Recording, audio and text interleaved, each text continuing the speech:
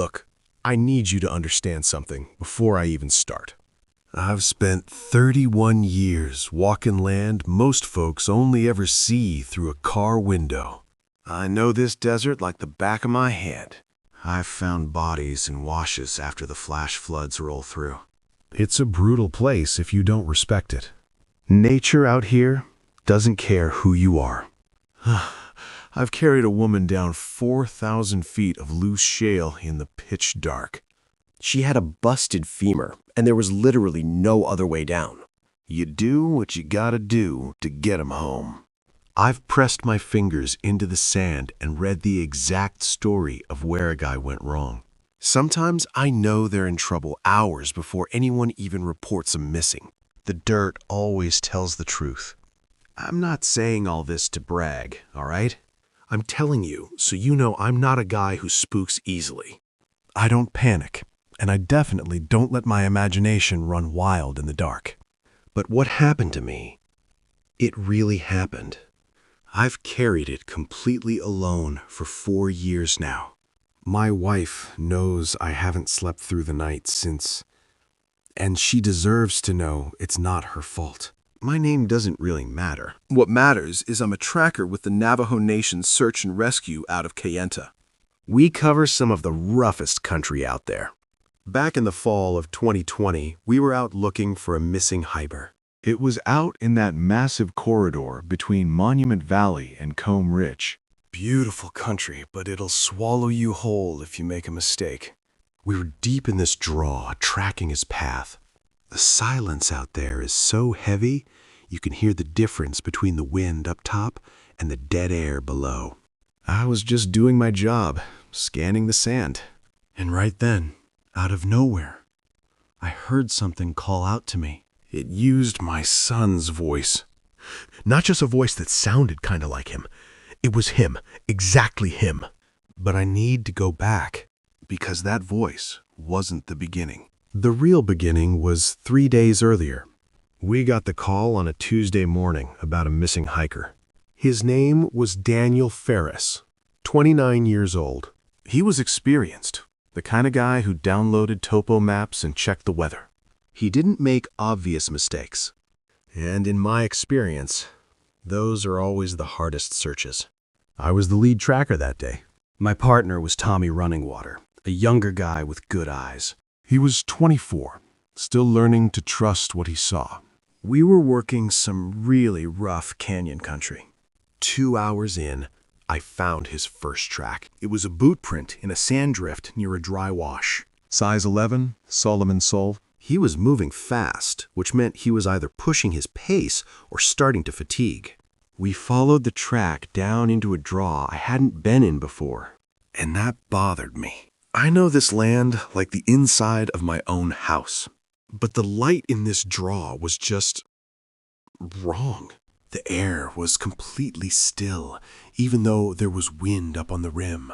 Tommy noticed it too. He stopped right behind me and put his hand on his radio. He didn't key it. He just held it. We went in anyway, because we had a missing person.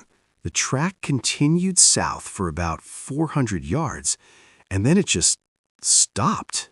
Not like he stepped onto rot. The last print was a full left foot landing. He was mid-stride. I circled that last print in expanding arcs for 45 minutes. Tommy worked the perimeter. Neither of us found a single thing. Haunted. A man had taken a step, and then just ceased to leave evidence of himself. We marked the location on GPS and called it in. The team up on the ridge hadn't found anything either. We agreed to set up base camp at the head of the draw and start again in the morning. That was the first night. I don't sleep deeply in the field. I never have. So when I heard the sound at roughly 2 in the morning, I knew I wasn't dreaming. It sounded like breathing. Slow and even. And just beneath it, a low humming. A tone with absolutely no variation. Then, just like that, the breathing stopped. The humming cut out too. And the silence that rushed in wasn't empty. It felt heavy, like something had just been interrupted. I sat there in the dark for 20 minutes before I finally moved. I laced up my boots, grabbed my light, and stepped outside to check the perimeter. I had to know what was out there. Nothing. Not a single track in the sand around the tent. I told myself it was just the wind making shapes in the canyon, the way it sometimes does. But I didn't believe it. When morning came, Tommy told me he heard something too. He thought it was a low hum, maybe an engine far off in the distance. We just traded a look and left it at that. Day 2, we pushed north into a parallel drainage. Hours went by with 0 hits from us or the ridge team. That's when my gut started telling me we were looking for a body, not a survivor. Late afternoon, we were heading back to camp along the eastern wall. Out of nowhere, Tommy stops dead. He grabs my arm, gripping it hard, and just points up at the rim. There was something up there. And I want to be clear. It wasn't a person looking down at us. It was a shape. Way too tall, impossibly thin. The proportions were just completely wrong. It stayed there for maybe 4 seconds. Then it was just gone. Neither of us said a word. We just put our heads down and kept walking. Back at camp, we made food and still didn't talk about it. When you see something out there you can't explain, you kind of hope the other guy didn't see it either. If he didn't, maybe it wasn't real. That night, just after midnight, I was half awake in my tent. And from somewhere down the draw, I heard a voice call my name. It was my son. His exact voice. It wasn't just a voice that sounded kind of like him. Absolute certainty. It was him. The exact pitch. The way that first syllable always goes a little flat. I was out of my sleeping bag before I even knew I moved. I just stood there in the dark, not breathing. My son was at home. His mom texted me right before I went to sleep. He was 140 miles away, safe in his bed. I stood there for a long time. Long enough for my feet to start aching from the cold ground.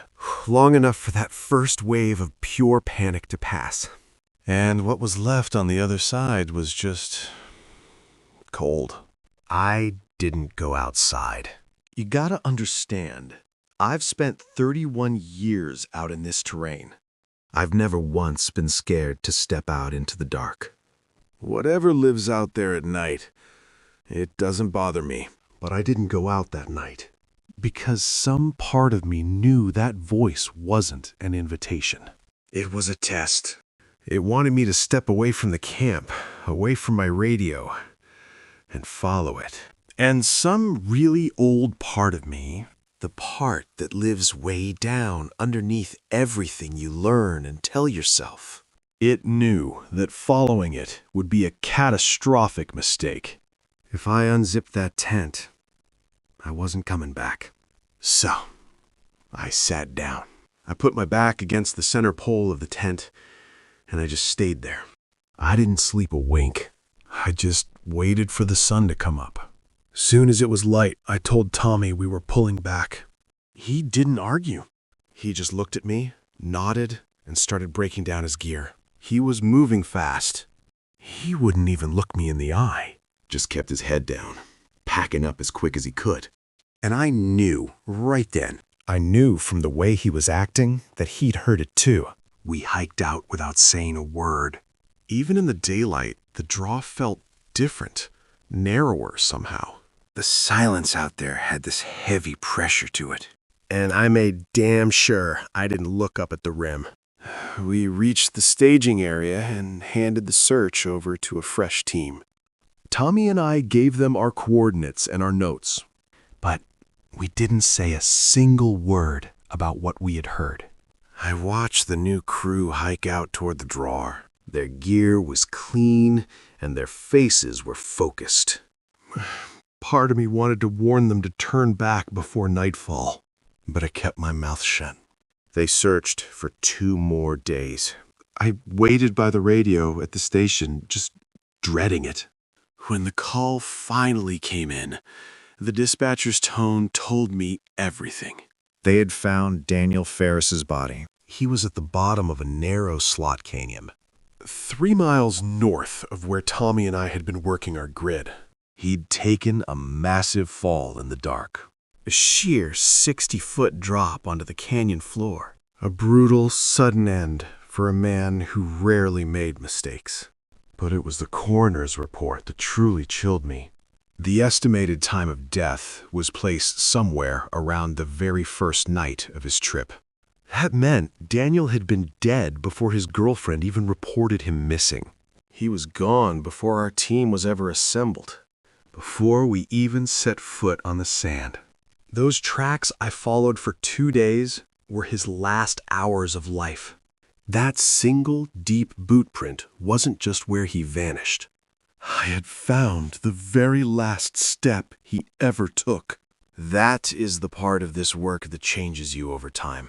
It's the crushing knowledge that no matter how hard you push, you are always arriving after the story has already ended. I thought it was over. I told myself whatever was in that drawer was permanently tethered to that ground. But at night, the memory of that pitch-black tent would still suffocate me. 3 weeks passed, and I finally started to think we were safe. I was back home, sitting on the back porch. My kid was inside doing his homework. It was a warm, perfectly still evening. The land past our fence stretched out flat and red toward the horizon. This place is my sanctuary. It's why I go out into those brutal canyons. I just wanted to protect this ordinary life.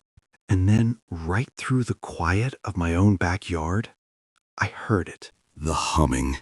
It was the exact same tone I heard deep in that draw. Just this low, even, variable-less note. It was coming from the scrub just past the fence line. Couldn't have been more than 30 feet away. I stood up from my chair, moving as quiet as I could. I didn't dare call my son. That humming went on for about 10 agonizing seconds. I just held my breath, straining my eyes against the dark. And then, just as fast as it started, it stopped. The silence that came after was completely suffocating. Then something right at the edge of the brush shifted. It didn't take a step. It didn't walk. It just shifted, right where the porch light falls off into pitch black. It moved the way a shadow moves when a light source changes angle.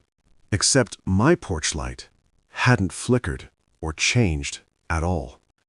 I stared at that spot until my eyes literally watered. But whatever it was gone. That was 4 years ago, and I haven't heard that humming since. I desperately want to believe it left. That it followed me home, saw where I lived, and moved on. I want to believe it was satisfied. I want to believe that, but I honestly don't know if it's true. Because there are nights when I sit out on this porch, when the scrub is dead still, and the dark is full, and I just sit here, watching the fence line. On those nights, I can't shake this terrifying feeling that something out there is watching me back. It feels so patient, like it has absolutely no concept of time, no urgency. And nowhere else it needs to be. My son is 17 now. He wants to hike the Havasupai Trail next summer. I told him I'd go with him. I told him we'd go together. I told him he cannot go alone. He doesn't know why I said it the way I did, the way my voice changed, the way I looked at him, for a moment longer than a father looks at a son. He's 17, and he just thought I was being overprotective. He rolled his eyes a little and said, "Okay, fine, Dad, we'll go together." He has no idea. He doesn't know what I heard in that canyon calling his name. He doesn't know what uses the voices of the people you love. I carry that so he doesn't have to. He doesn't know that there are things in this land that are older than any name we've given them. Things that have been here forever. operating on a logic we can't even grasp. They've had 10,000 years to learn how to get a man to take one step. And then another. And then another. Out into the dark. Away from a fire. Away from the people who'd notice he was good. I know this because my grandfather told me when I was a boy. And his grandfather told him. He said, "There are some things in this world that don't hunt with speed or with strength. They don't need to overpower you." They used something much worse. They hunt with familiarity. They learn the shape of what you love, and they wear it. They use it to disarm you. They call to you, and they wait. They have all the time in the world. I didn't go outside that night. I just sat there in the dark, completely still. I didn't answer it. Silence after that was just heavy. It felt like something was standing right outside the nylon, just waiting. I stayed awake until the sun finally came up. Even now, years later, I can't shake it. Sometimes, right in that space between waking and sleeping, it all comes back. The safety of my house just fades away. I'll be lying there, and I hear it again, clear as day, cutting right through the quiet. It's my son's voice, calling my name. It's got that exact flatness on the first syllable. It sounds so warm, so familiar, like a kid who just trusts his dad completely. But underneath all that warmth, it's just completely, utterly wrong.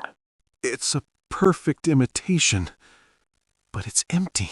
I just lie there in the dark of my own bed, in my own home, where I'm supposed to be safe, listening to the wind against the glass, but my mind is miles away. I can't stop thinking about Daniel Ferris, the man who heard something calling to him in the pitch black.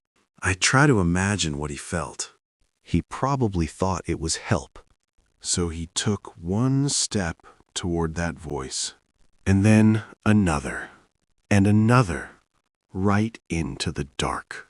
He followed a familiar sound away from his fire, walking blindly into that jagged terrain, lured away by something that knew exactly what it was doing. I really thought it was over when we drove away. I told myself that whatever was down in that draw, it belonged to the canyon. I figured once I was back on paved roads, I was safe. 3 weeks later, I'm back home. My boy is inside, at the kitchen table, just doing his math homework. I stepped out onto the back porch to get some air. It was a perfectly normal evening. The kind of quiet, boring night you actually look forward to.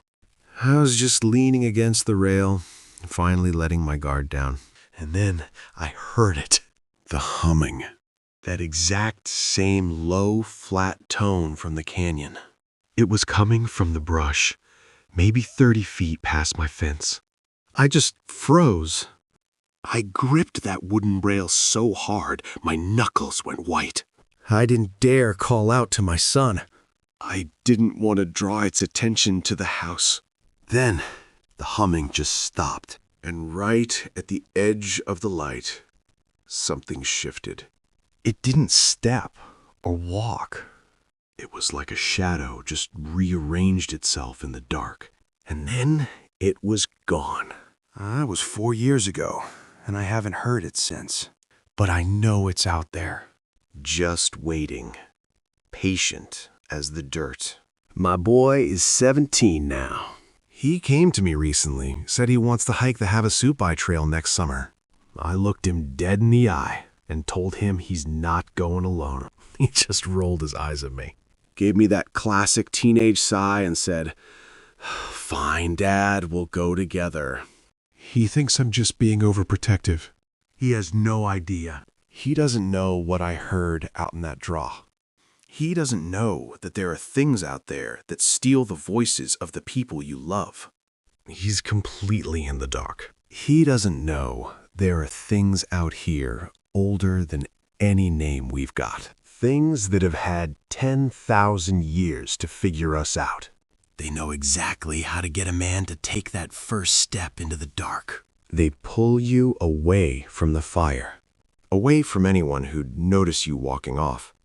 They just wait until your love for someone overrides your gut instinct. I know this because my grandpa told me when I was a kid. And his grandpa told her. They weren't just scary stories to keep us in bed. They were survival rules. He said some things out there don't hunt with speed or strength. They hunt with familiarity. They learn the shape of what you love. They put it on, and they wait. That night on the porch, I didn't go outside. I didn't answer it. I just stood there and let the dark have it. But it won't leave me alone. Sometimes, right between waking and sleeping, I hear it again. I just lie there in my own bed, totally frozen. It's his voice, with that exact flat sound on the first syllable. It sounds so warm and comfortable, but it's completely, utterly wrong. When that happens, I think about Daniel Ferris. I think about a guy who heard something calling him and took one step toward it, and then another. He took 60 steps in the wrong direction in the pitch black. He followed it right to the edge, and then the ground was just gone. I took 0 steps. I don't know if that's what saved me. Honestly, I don't know if I'm saved at all.